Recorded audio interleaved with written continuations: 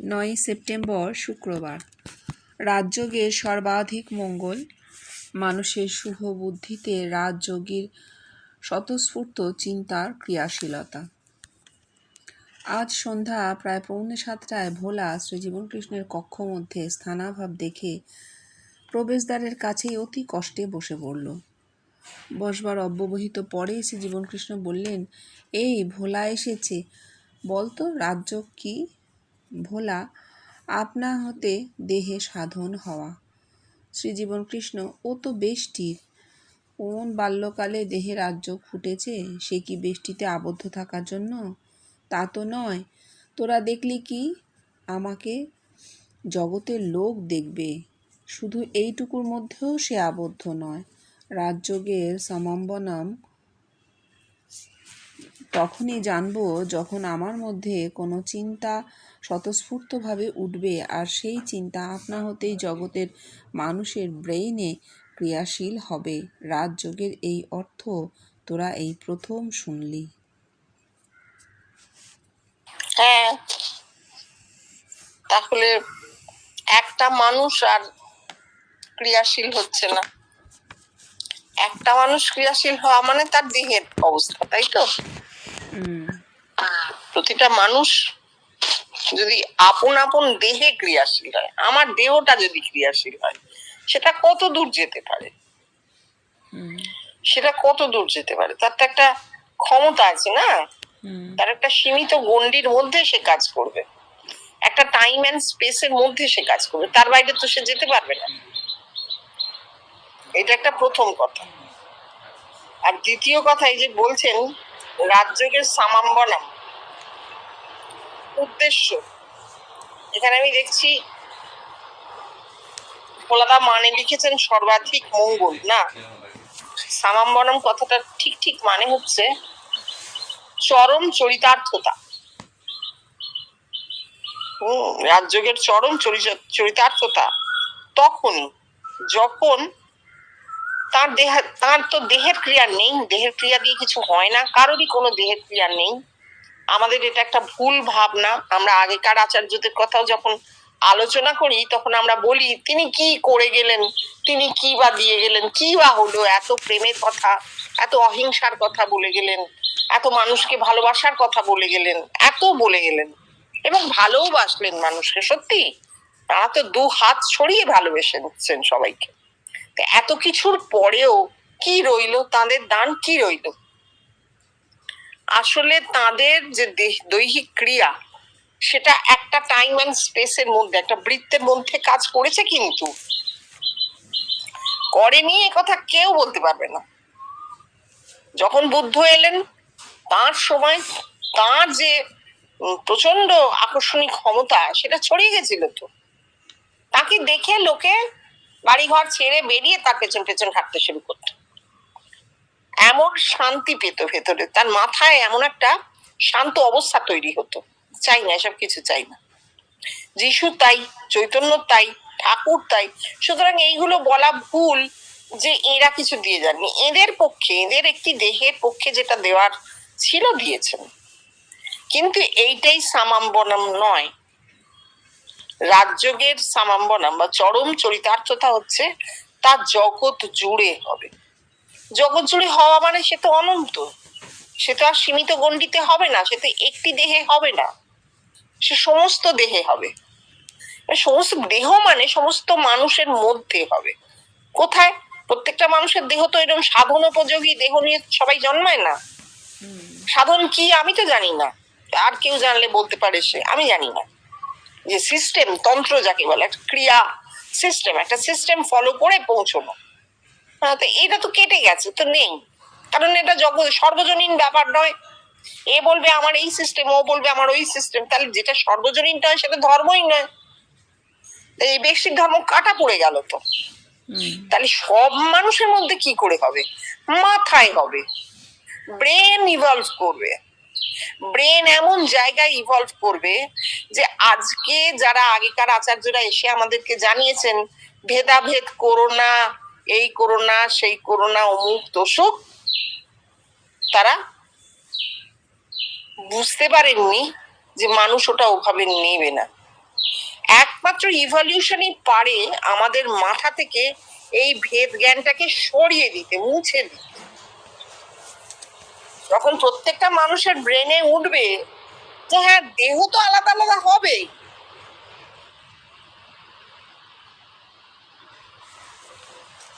কারণ এটা তো বেষ্টি, প্রত্যেকটা দেহ আলাদা, এটা বেষ্টি, কিন্তু আত্মিকে কোনো ভেদ থাকতে পারে না।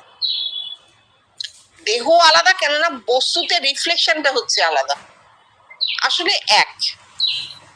আত্মিকে অভেদ, এইটা মানুষ আপনা থেকে জানো, এটা আমরা এখনো এটাকে কিন্তু ওই বিচার দিয়ে বলবার চেষ্টা করছি। একটা সময় আসবে বিচার করতে লাগবে না, একদম লাগবে না, আপনা থেকেই তার মাথায় সেটা থাকবে। এইটাই তিনি বলেছেন যে যা আমার মাথায় উঠেছে জগতের মানুষের মাথায় সেটা ক্রিয়াশীল হয়ে যাবে। এখন যেহেতু উনি বলছেন আমার মাথায় প্রথম উঠেছে, যারা কখনো শোনেননি ওনার কথা, পরেও শুনবেন না, হয়তো এটা শুনতে গিয়ে মনে হলো এটা কি অহংকারের কথা হলো না, আমার মাথায় প্রথম উঠেছে। না না না, উনি আমার মাথা বলতে চেয়েছেন যে জগতে প্রথম ব্যাপারটা ক্রিয়াশীল হয়েছে, এই বেষ্টি ছাড়িয়ে প্রথম বিশ্বব্যাপীতে ক্রিয়াশীল হয়েছে জিনিসটা। এইবার এটা ছড়িয়ে যাবে। একবার ছড়িয়ে গেলে আগুন কে প্রথম জ্বালিয়েছিল কেউ খুঁজতে যায় না। ঠিক আছে। 14ই সেপ্টেম্বর বুধবার। অবলম্বিত জীবন সর্বজনীন ধর্ম প্রচারে অক্ষম। শ্রী শ্রী রামকৃষ্ণ কথামৃত পাঠ চলছে। শ্রী রামকৃষ্ণ, সন্ন্যাসী ন্যাসী হলো জগৎগুরু। শ্রী জীবনকৃষ্ণ, আচ্ছা বল দেখি, স্বামীজি সর্বজনীন ধর্ম প্রচার করবার উপযোগী ছিলেন কি না? না, ছিলেন না। কেন না? তিনি নিজে হিন্দু সন্ন্যাসী ছিলেন, গেরুয়া ধারণ করেছিলেন আর মঠে ছিলেন। সাধারণ মানুষের সঙ্গে বিচ্ছিন্নতা তিনি নিজেই সৃষ্টি করেছিলেন। মানুষটাকে সর্বজনীন হতে হলে সে যা তাই তাকে থাকতে হবে, তার ব্যতিক্রমেই বিচ্ছিন্নতা। আর এই বিচ্ছিন্নতা কখনো একত্ব বা ব্রহ্মত্ব আনতে পারে না। হ্যাঁ,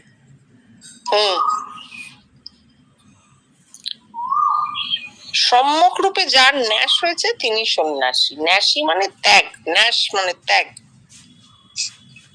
এই যে জগৎ গুরু সম্যক রূপে যার ত্যাগ হয়েছে, কি ত্যাগ হলে জগৎ গুরু? ঠাকুর তো বললেন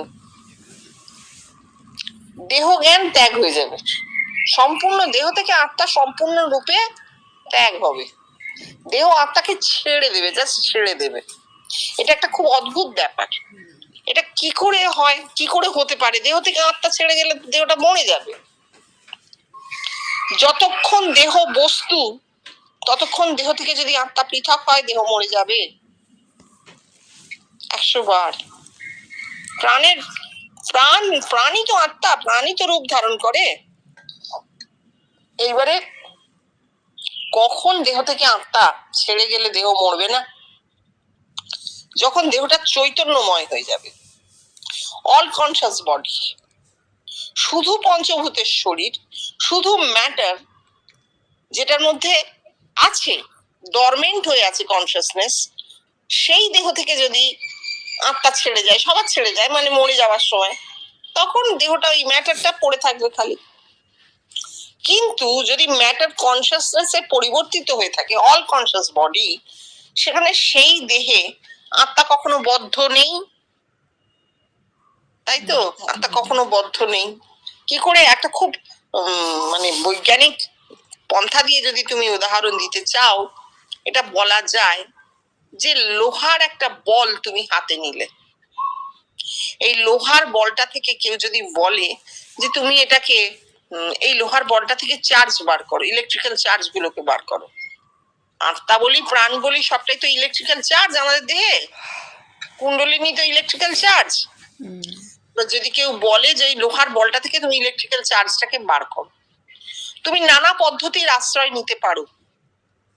যেমন মানে আমাদের শরীরটাকেও বলা হচ্ছে একটা রসায়নাগার, নানা রকম ক্রিয়া বিক্রিয়া চলছে। তুমি নানা রকম ক্রিয়া বিক্রিয়ার মধ্যে দিয়ে, তন্ত্র সিস্টেমের মধ্যে দিয়ে লোহার বলটা থেকে তুমি চার্জ বার করতে চেষ্টা করতে পারো, এবং তা থেকে যে একদম বের হবে না তাও নয়, কিছু কিছু বের হবে। হলো, এইবার তোমার কাছে একটা লোক এলো, এসে বললো এটা ইউরেনিয়ামের বস্তা। তুমি তো চমকে উঠবে, এই ইউরেনিয়ামের বস্তা মানে এটা কি? এরকম একটা রেডিও অ্যাক্টিভ এলিমেন্ট তুমি আমাকে দিচ্ছ কেন? তো ব্যান্ড, আরে না না রাখো না, কিছু করতে হবে না তোমাকে, তুমি তোমার বাড়ির একটা কোণে ফেলে রেখে দাও গে, কিছু হবে না। তুমি রেখে দিলে। আমি তার জাগতিক ক্রিয়া বিক্রিয়ায় যাচ্ছি না, কারণ তার খুব ক্ষতিকারক দিক আছে, আমি যাচ্ছি না। কিন্তু ইউরেনিয়ামের কাছে তুমি দুদিন বাদে গিয়ে দেখবে সেটা কমে গেছে, ওজনে কমে গেছে, যতটা ছিল ততটা নেই। কেন? রেডিও অ্যাক্টিভ তো, সারাক্ষণ চার্জ বেরিয়ে এলিমেন্ট কি হচ্ছে, সারাক্ষণ এনার্জিতে ট্রান্সফর্ম হচ্ছে আর বেরিয়ে যাচ্ছে, বেরিয়ে যাচ্ছে। আছে ইউরেনিয়াম আছে পড়ে, কিন্তু তা থেকে চার্জ সারাক্ষণ বেরিয়ে যাচ্ছে, ওজনে কমেও যায় একটু একটু করে। তো লোহার ইউরেনিয়ামের যে পার্থক্যটা, একটা চার্জড বডি, একটা অল কনসিয়াস বডি, আর একটা সাধারণ মানুষের শরীর, এই যে তফাৎটা ঠিক এক, ঠিক এক। এইখানেই সন্ন্যাসী জগৎগুরু কখন, যখন ওই ইউরেনিয়ামের মতন তার অবস্থাটা, যখন তার দেহ থেকে কনসিয়াসনেস সারাক্ষণই ছড়িয়ে আছে, সর্বব্যাপ্ত হয়ে আছে, দেখতে সাধারণ লোক কিন্তু না, সাধারণ ঠিক সেই অর্থে না। এই জন্য উনি ওই কথাটা বলেছিলেন আগে যে আমার মাথায় যা ক্রিয়াশীল হবে। কেন? উনি ওই চৈতন্যটা বুঝতে পেরেছিলেন, চৈতন্যের ক্রিয়াটাও বুঝতে পেরেছিলেন যে না, এটা কেউ করে না, এটা নেচারে হয়, আপনা থেকে হয়, হচ্ছে, আমি দেখতে পাচ্ছি, এবং এটা আস্তে আস্তে ছড়িয়ে যাচ্ছে। একটা সময় আসবে যখন জগৎময় ছড়িয়ে যাবে। এইবার স্বামীজির কথা, স্বামীজি কি সন্ন্যাসী ছিলেন? না, আমি ওই হিন্দু গেরুয়া টেরুয়া সব বাদ দিচ্ছি, কারণ এগুলো সমস্ত জাতি পরিচয়ের মধ্যে পড়ে যাচ্ছে। অষ্টপাশ যার আছে সে তো সন্ন্যাসী নয়, তাই না? যার অষ্টপাশ আছে সে কি করে সন্ন্যাসী হবে? সে নিজেকে জগতের থেকে আলাদা করে সই তো করছে, নিজের পোশাক আশাক সে জানিয়ে দিচ্ছে আমি তোমাদের থেকে আলাদা, তোমরা সংসারী, আমি সন্ন্যাসী। এইখানে একটা পাশ হয়ে গেল, একটা বন্ধন। সুতরাং আমি ওই জায়গাটা যাচ্ছি না। আমি জানতে চাইছি আত্মিকে স্বামীজি সত্যি সন্ন্যাস পেয়েছিলেন কিনা, সন্ন্যাসী হয়েছিলেন কিনা। না, হননি। তার দেহ থেকে আত্মা পৃথক হয়নি, অন্য সেল খুলেছে, ব্রহ্ম সাক্ষাৎকার হয়েছে, মাথার চামড়া গুড়িয়ে গেছে, কিন্তু তার দেহ থেকে আত্মা সম্পূর্ণভাবে পৃথক হয়নি, অল কনসিয়াস বডি হয়নি, চৈতন্যময় শরীর হয়নি। তার হলে তার প্রমাণ জগতে থাকতো। তিনি পয়েন্ট অফ ইউনিয়ন ধরেছিলেন, ওই যে ব্রহ্ম সাক্ষাৎকার হয়েছে, মাথার চামড়া গুটিয়ে গেছে, তার ফলে পয়েন্ট অফ ইউনিয়নটা তিনি বুঝতে পেরেছিলেন। একটা পয়েন্ট অফ ইউনিয়ন আছে, একটা চৈতন্যের একটা বিন্দু আছে যেখানে সমস্ত জগতই আসলে এক, এটা তার মাথায় পরিষ্কার উঠেছিল। এরকম মাথা জগতে আর জন্মাবে না। কিন্তু তার দেহটা অল কনসিয়াস হয়নি, একদমই হয়নি। তাই জন্য তাকে আমরা সন্ন্যাসী বলতে পারি না। আর ওই যে বলছেন উনি, বিচ্ছিন্নতা কখনো একত্ব বা ব্রহ্মত্ব আনতে পারে না। এটা বাইরে যখন আমি দেখাচ্ছি যে আমি সন্ন্যাসী, গেরুয়া পড়েছি, হ্যাঁ, পরিব্রাজন করি, আমি সংসার ত্যাগ করেছি, তখনই তো আমি জগৎ থেকে নিজেকে আলাদা করে নিলাম, বিচ্ছিন্ন করে নিলাম। জগৎ আলাদা, আমি আলাদা, সেখানে আর একত্বের প্রশ্ন কোথায়? এটা বাইরের। আর ভেতরের কথাটা হচ্ছে যে তার যদি সন্ন্যাস হতো আত্মিকে, তাহলে সমস্ত জগতের লোক তাকে ভেতরে পেত, তার সঙ্গেই এক হতো, তার ওই রূপটার সঙ্গে এক হয়ে যাওয়া হতো।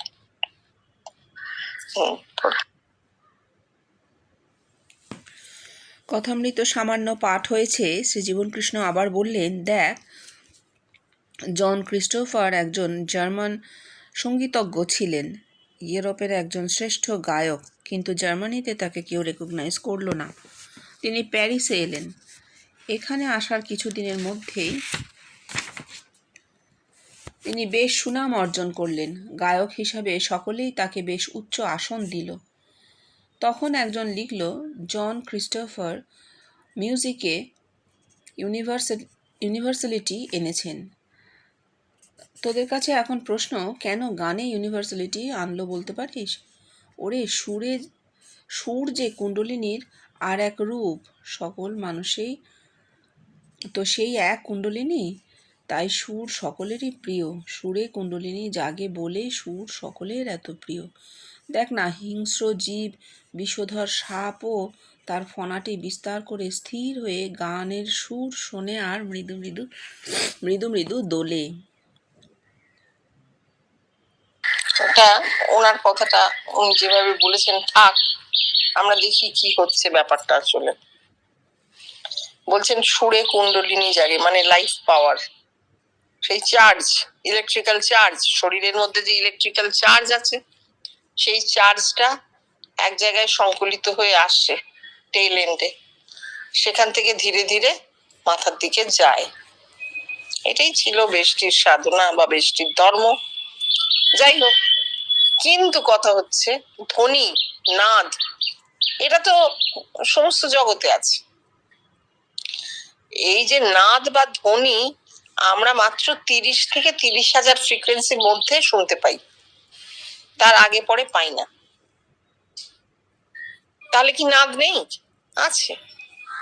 সারাক্ষণ সমস্ত মহাবিশ্বে এই ধ্বনি উঠছে নামছে, তরঙ্গ, ধ্বনির তরঙ্গ। এইবার তা থেকে প্রাথমিক যেটা হয় সেটা হচ্ছে সুর। তুমি যখন সারেগামা পাধানি করো তখন প্রত্যেকটা ফ্রিকোয়েন্সি আলাদা, ওয়েভলেন্থ আলাদা। সেই পার্টিকুলার ফ্রিকোয়েন্সি এবং পার্টিকুলার ওয়েভলেন্থে ওই সুরটাই বেরোবে। তাহলে এই ফ্রিকোয়েন্সি, এই ওয়েভলেন্থে যে সুরটা বেরোচ্ছে সেই সুরটা সকলের জন্য এক। সারা পৃথিবীর মানুষ ওই সুরটা শুনতে পাচ্ছে, তাদের কান অ্যাকসেপ্ট করছে। আমাদের ইন্দ্রিয় ওইভাবে তৈরি। হ্যাঁ, মনুষ্য তার প্রাণীর ইন্দ্রিয়ে কোন কোন সুর কি কিভাবে লাগে আমরা জানি না, কিন্তু এটাও আমরা জানি না। এখানটা একটা অদ্ভুত বিজ্ঞান এখনো এটা আবিষ্কার করতে পারেনি। এখানে একটা অদ্ভুত অজানা দিক আছে, সেটা হচ্ছে আমি যে সুরটা শুনছি, একটা কুকুরও কি সেই সুর সেইভাবে শুনছে? তার কানের রিসেপ্টর কি ওই একইভাবে কাজ করছে, বা ব্রেন কি একইভাবে কাজ করছে? এটা আমরা জানি না, আমরা জানি না। কিন্তু এই যে পাখি, তুমি সুর করো, পাখি এসে বসে থাকবে, এবং পাখির গলায় এমন ভাইব্রেশন আছে যে সে চাইলে তোমার সুরটাকে নকল করতে পারবে, কোনো কোনো পাখি। তাহলে তার ব্রেনে কি সেই সুরটা সেইভাবে কাজ করছে? এগুলো সব অজানা, এত জানার দরকারও নেই। তাহলে জানার দরকারটা কি? সুর ইউনিভার্সাল। উনি বলছেন মানুষের ক্ষেত্রে সুর ইউনিভার্সাল, কারণ ওই নোট গুলো সবার ক্ষেত্রে এক।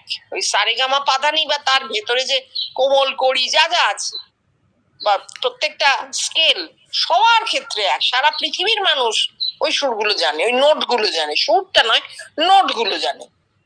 এবার নোটের আগু পিছু এদিক ওদিক করে পারমিউটেশন কম্বিনেশন করে প্রচুর সুর হয়, প্রচুর সুর বের হয়, কোনো শেষ নেই তার। তো এইটাই ইউনিভার্সাল। তাহলে ইউনিভার্সাল নয় কোনটা? একই তো নাদ, একই তো ভাইব্রেশন, ধ্বনি, তা থেকে সুর তৈরি হচ্ছে, সেটাই ইউনিভার্সাল। সেটা সবাই বুঝছে। এই জন ক্রিস্টোফার জার্মান, সে যদি ফ্রান্সে গিয়ে জার্মানি ভাষায় কিছু লেকচার দিত, কেউ বুঝতো না। বা এই যে আমরা বাংলা বলছি, এই বাংলাটা যদি আমি কিছু বেশি দূর যেতে হবে না, এখান থেকে বেরিয়ে একটু ওই উত্তরপ্রদেশের দিকে গিয়ে বলি, কেউ বুঝতে পারবে না। কেন? ভাষা রূপ, ভাষা একটা রূপ পেয়ে যাচ্ছে, ধ্বনির একটা রূপ হচ্ছে ভাষা। এই যে ধ্বনির রূপ পেয়ে যাচ্ছে, রূপ সমান হয় না, রূপ ইউনিভার্সাল হবে না। ভাষায় বিভিন্নতা, পৃথিবীতে কত কত ভাষা, সব ভিন্ন, সবের সবকিছু ভাষার অর্থ আলাদা, বলার ধরন আলাদা, এবং ভাষার মধ্যে কি কি কাজ করছে সেই নির্দিষ্ট জায়গার পরিবেশ, ইতিহাস, ভূগোল, কালচার সব সেই ভাষার মধ্যে আছে, যেটা বিচ্ছিন্নতার একটা বড় জায়গা। সুরে কিন্তু কোনো আছে, তাও আছে একটা একটা অদ্ভুত সুর কেউ তৈরি করলো, তুমি শুনে বলতে পারবে সেটা পাহাড়ি সুর নাকি মরুভূমি থেকে উঠেছে নাকি আমাদের আধুনিক শহর থেকে উঠেছে, এইটুকু বলতে পারবে, এইটুকু আছে। কিন্তু তুমি যাকে অ্যাকসেপ্ট করতে পারবে না তা কখনোই হবে না। সুর তো অ্যাকসেপ্ট করবে। এমন বহু গান আমরা শুনি যার ভাষা কিচ্ছু বুঝি না, সুরটা ভালো লাগে। এই কথাটাই উনি বলতে চেয়েছেন। কিন্তু ভাষার ক্ষেত্রে এত এত বেরিয়ে আসে। আমরা দেখেছি অনুবাদের কাজে কখনোই একটা ভাষা থেকে আরেকটা ভাষায় অনুবাদ হয় না। একজন অধ্যাপক বলছেন প্রত্যেকটা শব্দ ইউনিক, প্রত্যেকটা শব্দ যা বোঝাতে চাইছে তার কোনো প্রতিশব্দ হয় না। এটা যদি নিজের ভাষাতে হয়ে থাকে, মানে বাংলাতেই ধরো যদি হয়ে থাকে, তাহলে এবার ধরো বাংলা থেকে আমি ইংলিশে ট্রান্সলেট করছি, হবে না, হবে না, কখনো হবে না। এমন অনেক ভাষা আছে, এমন অনেক শব্দ আছে যার মানে এত ডাইরেক্ট, সেই ভাষায় এত প্রত্যক্ষ যে তার অনুবাদ হয় না। এই জন্য ভাষা কখনো সর্বজনীন হবে না। তোমায় বেশি দূরে যেতে হবে না, তুমি কথামৃত পড়বে আর গসপেল পড়বে, দেখো কি হয়। কথামৃত এত মিষ্টি, এত মধুর, এত নিজের, মনে হয় ঠাকুর আমায় পাশে বসে বলছেন, সেটাই গসপেল পড়লে একদম চলে যাবে। ধর্ম অনুভূতি পড়বে, তারপরে তুমি রিলিজিয়ান রিয়েলাইজেশন পড়বে। আকাশ আর পাতাল তফাৎ। এবং ওনার টার্গেট অডিয়েন্স আলাদা ছিল, এই টার্গেট রিডার আলাদা ছিল। ধর্ম অনুভূতি উনি তাদের জন্য লিখেছেন যারা ভারতীয়, মানে বাঙালি, যারা বাঙালি, যারা বাংলা ভাষাটা জানে, যারা বাংলা ভাষার সংস্কৃতি কৃষ্টি এটা জানে, তাদের জন্য ধর্ম অনুভূতি লেখা। ছোট ছোট লাইনে লিখে শেষ করেছেন। সেখানে রিলিজিয়ান অ্যান্ড রিয়েলাইজেশন উনি লিখেছেন বিশ্বের জন্য। বিশ্বের যে কোনো প্রান্তে যে কোনো মানুষ ইংরেজি ভাষাটা যদি সে জানে, ইংরেজি ভাষা মোটামুটি একটা ইউনিভার্সাল দিকে গেছে, যদি জানে তাহলে সে সেটা পড়তে পারবে। তবু কি ধর্ম অনুভূতির স্বাদ তাতে পাওয়া যায়, তুমি বলো? পায় না। ভাষা কখনো ইউনিভার্সাল হবে না, সুর ইউনিভার্সাল।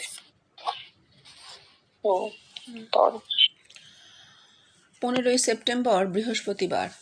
আত্মীকে লিখে খাওয়ানোর অর্থ কী? আজ সন্ধ্যায় ঘরে যখন প্রায় সকলেই এসে হাজির হয়েছেন তখন শ্রী জীবনকৃষ্ণ বললেন, দেখ, আজ দুপুরে খাওয়া দাওয়ার পর একটু শুয়েছি, ঘুমিয়ে পড়েছি। তার মধ্যেই দেখছি আমি আমার ডান হাতটা খুব জোরে বার কয়েক ছুড়লাম। যদিও দেখছি স্বপ্নে, কিন্তু সত্যি সত্যিই ফিজিক্যালি থ্রো করলাম। আর সেই ঝাঁকুনির সাথে সাথে হাতের ভেতর থেকে এক ঝাঁক ফড়িং আকাশে উড়ে গেল। দেখি ফড়িংগুলোর গতিও যেদিকে হাত ছুড়লাম সেই দিকেই। আর আমার ঘুমও ভেঙে গেল সেই ঝাঁকুনির সঙ্গে সঙ্গেই। এর ব্যাখ্যা দিতে পারিস? আচ্ছা, তোদের মনে আছে কি 12-13 বছর আগে আমার একটা স্বপ্ন, যা যৌগিক রূপের ব্যাখ্যায় লেখা আছে ঠাকুর বায়বীয় শরীর বলছেন, আমায় শুনিয়ে খাইয়েছিস? মনে হলো লিখে খাওয়াতে হবে। আমি আরও উচ্চস্বরে বললাম, দলিল কোথায়? দূরে দাঁড়িয়ে রয়েছে মহিন্দর মাস্টার মশাই, আঙুল দিয়ে দেখিয়ে ঠাকুর বলছেন, ওই মহিন্দর মাস্টারের কাছে। এখন এই লিখে খাওয়ানোর অর্থ কি করবি তোরা? আচ্ছা, এইবার ঠাকুরের কথা ধর। ঠাকুরের দেহ যাবার পর ঠাকুর মা ঠাকুরনকে বলছেন, আমি এ ঘরে ছিলাম, ও ঘরে যাব। এর ব্যাখ্যা আমি কি দিয়েছি তোদের মনে আছে? ব্যাখ্যাটা কি পড়ে নি? হ্যাঁ হ্যাঁ, এই অবধি পড়, ওই লিখে খাওয়ানোর অর্থ। হ্যাঁ, ক্ষিতীশ, আমি এতদিন বহির্জগতে ছিলাম, দেহ যাবার পর আমি অন্তর্জগতে যাব। শ্রীজীবনকৃষ্ণ পাঁচালী বাবা অর্থাৎ ব্রহ্মলীন হবেন এই কথা বলছেন। এইবার ধর ঠাকুর কোথায়? প্রতিটি মানুষের মধ্যে ব্রহ্মলীন অবস্থায় রয়েছেন। তাহলে এই লিখে খাওয়ানোর অর্থ কি হতে পারে? এই রিলিজিয়ান অ্যান্ড রিয়েলাইজেশনের ফরওয়ার্ড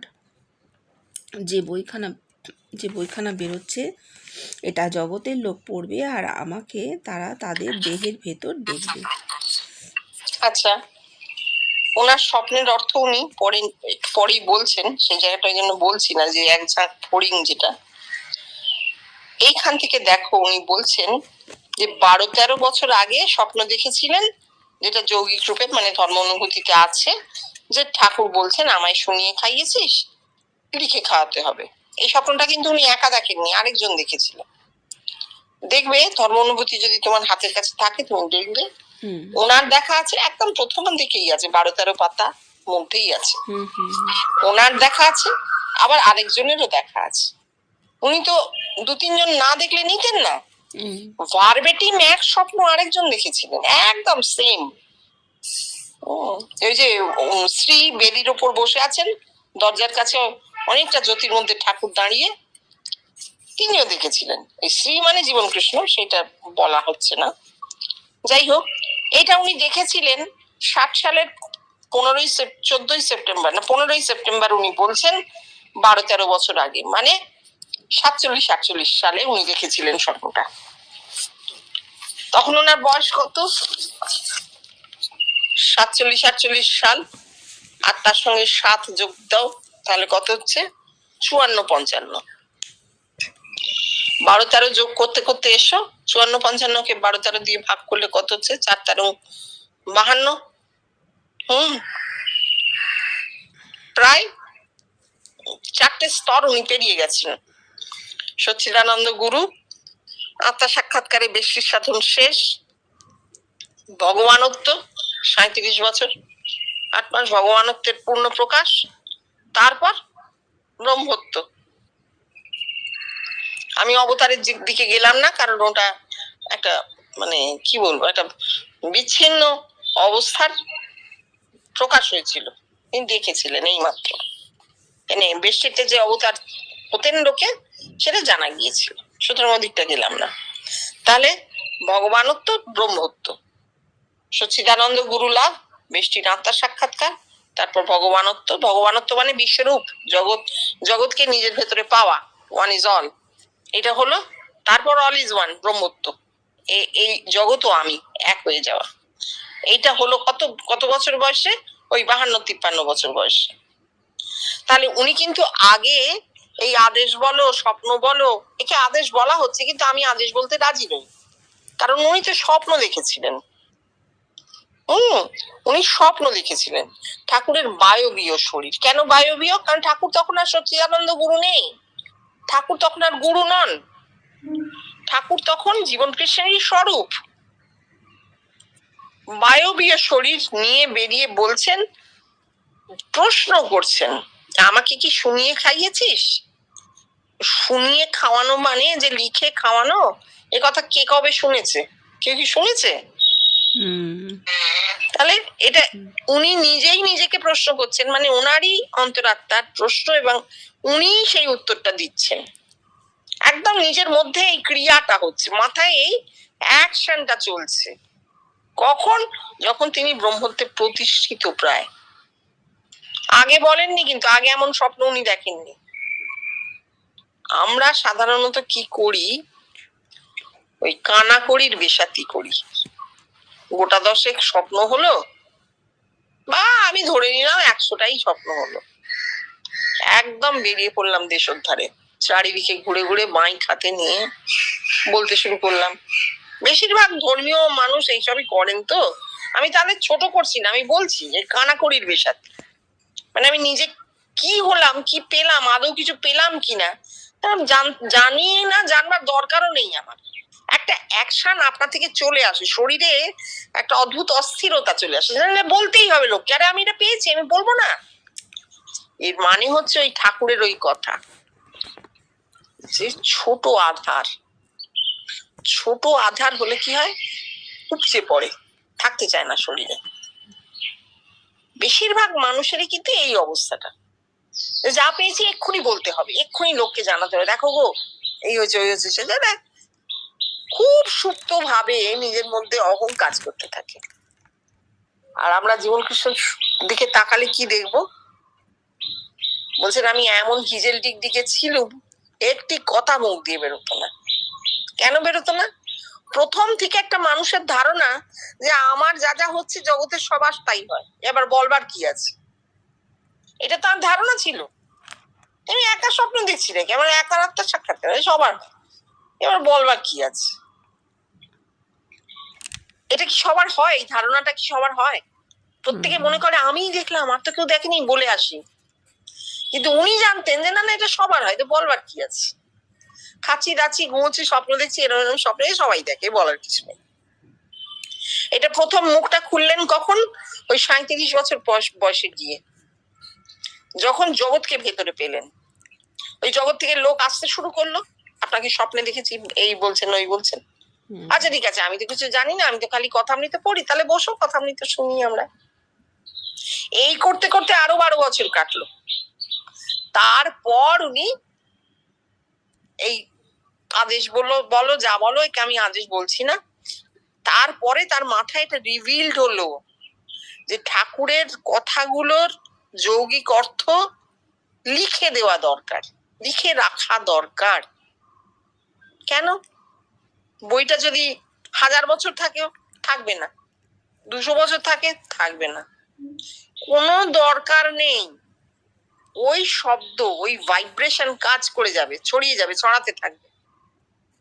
ধরা যাক 1000টা লোক পড়েছে, আমি ধরে নিচ্ছি 1000টা লোক ধর্ম অনুভূতি পড়েছে, তারা আরো 1000 জনকে বলেছে, সেই 1000 জন আরো 1000 জনকে বলছে। এই যে চলছে, ধারাটা চলছে, বলাটা চলছে, বলাটা কিন্তু থামছে না। কে বলেছে, কবে লিখেছে, এসব দরকার নেই তো, কথার অ্যাকশন চলছে ব্রেনে। যেটা অদ্ভুত ব্যাপার ঘটেছে, যেটা আমরা সত্যি ঠিক ঠিক কনসিভ করতে পারি না। পড়লে বুঝতাম যে কি, মানে করতে পারলে বুঝতাম যে কি জিনিস হয়েছে। এবার ঠাকুরের কথাই বলছেন, ঠাকুর বলেছিলেন এ ঘরে ছিলাম ও ঘরে যাব, মা ঠাকুরকে।